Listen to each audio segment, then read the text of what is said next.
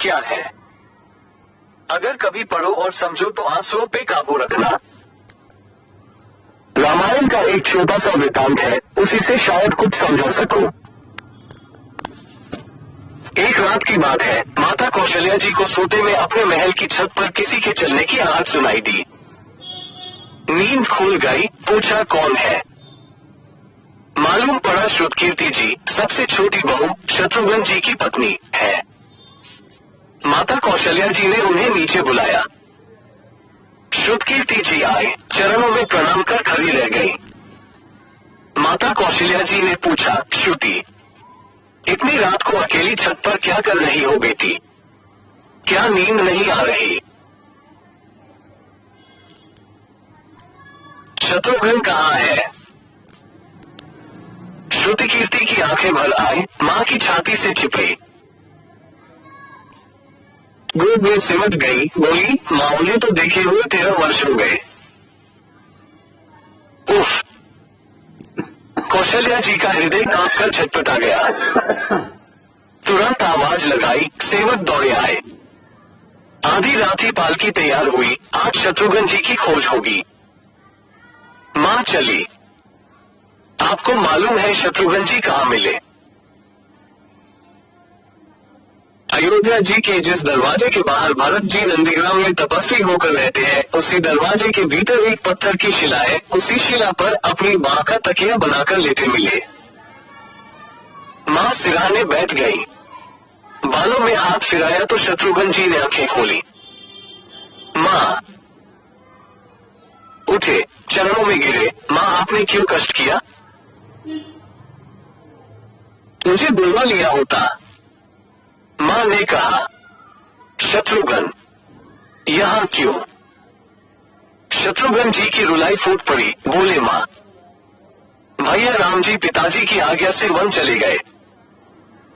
भैया लक्ष्मण जी उनके पीछे चले गए। भैया भरत जी भी नंदीग्राम में है। क्या ये महल, ये रथ, ये राजसी वस्त्र विधाता ने मेरे ही लिए बनाए हैं?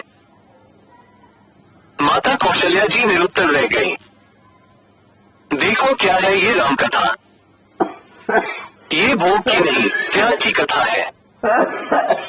यहाँ त्याग की ही प्रतियोगिता चल रही है और सभी प्रथम है, कोई पीछे नहीं रहा।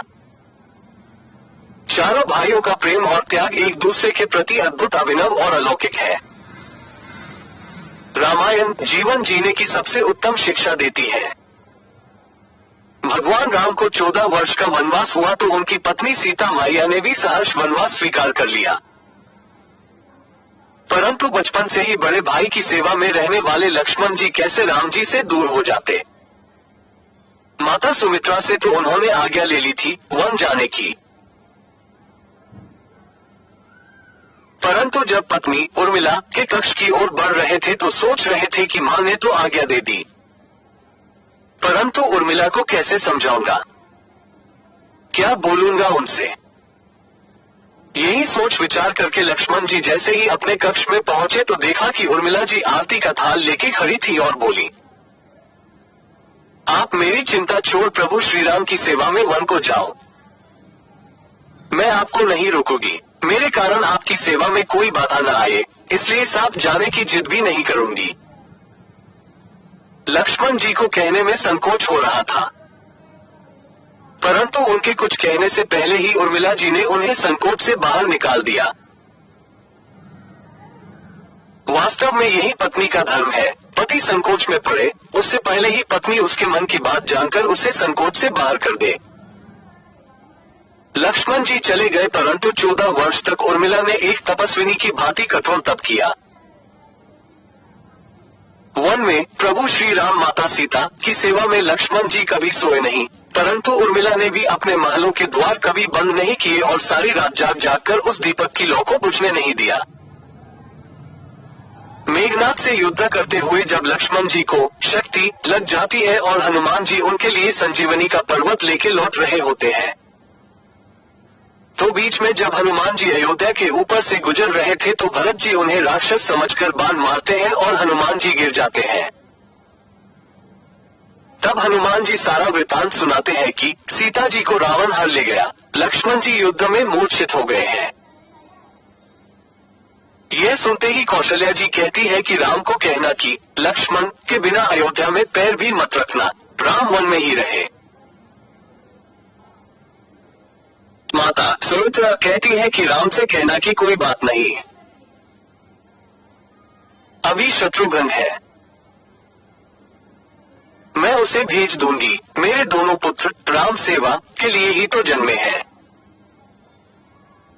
माताओं का प्रेम देखकर हनुमान जी की आंखों से अश्रुधारा बह रही थी, परंतु जब उन्होंने उर्मिला जी को देखा तो सोचने लगे कि ये क्यों एकदम शांत और प्रसन्न खड़ी है, क्या इन्हें अपने पति के प्राणों की कोई चिंता नहीं। हनुमान जी पूछते हैं, देवी आपकी प्रसन्नता का कारण क्या है? आपके पति के प्राण संकट में है, सूर्य उदित होते ही सूर्य कुल का दीपक बुझ जाएगा। उर्मिला जी का उत्तर सुनकर तीनों लोगों का कोई भी प्राणी उनकी वंदना किए बिना नहीं रह पाएगा। उर्मिला बोली, मेरा दीपक संकट में नहीं है, वो बुझ ही नहीं सकता। रही सूर्योदय की बात, तो आप चाहे तो कुछ दिन अयोध्या में विश्राम कर लीजिए, क्योंकि आपके वहां पहुंचे बिना सूर्य उदित हो ही नहीं सकता। आपने कहा कि प्रभु श्रीराम मेरे पति को अपनी गोद में लेकर बैठे हैं। जो योगेश्वर प्रभु श्री राम की गोदी में लेता हो, काल उसे छू भी नहीं सकता। ये तो वो दोनों लीला कर रहे हैं। मेरे पति जब से वन गए हैं तब से सोए नहीं है। उन्होंने न सोने का प्रण लिया था, इसलिए वे थोड़ी देर विश्राम कर रहे हैं, और जब भगवान की गोद मिल गई तो थोड़ा विश्राम ज्यादा हो गया। वे उठ जाएंगे। और शक्ति मेरे पति को लगी ही नहीं, शक्ति तो प्रभु श्री राम जी को लगी है। मेरे पति की हर श्वास में राम है, हर धड़कन में राम, उनके रोम रोम में राम है, उनके खून की बूंद बूंद में राम है, और जब उनके शरीर और आत्मा में ही सिर्फ राम है, तो शक्ति राम जी को ही लगी, दर्द राम जी को ही हो रहा। इसलिए हनुमान जी आप निश्चिंत होके जाएं, सूर्य उदित नहीं होगा। राम राज्य की नींव जनक जी की बेटियां ही थी, कभी सीता तो कभी उर्मिला।